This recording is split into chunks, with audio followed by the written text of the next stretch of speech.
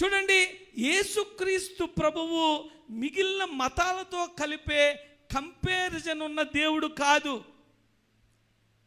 చాలామంది దేవుడు కోసం ఏదన్నా చేయాలంటారు, కానీ దేవుడే మన కోసం ప్రాణం పెట్టాడు.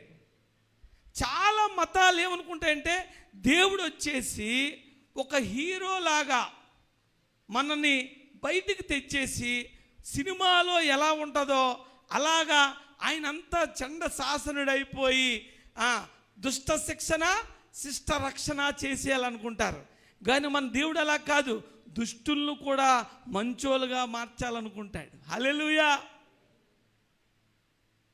ఈ దేవుడు చాలా విలక్షణమైన దేవుడు. ఈ దేవుని వెలుగులో నీకు నీ పాపాలు నీ లోపాలు కనిపించకపోతే ఆ దేవుడు నీకు వ్యర్థమైపోతాడు.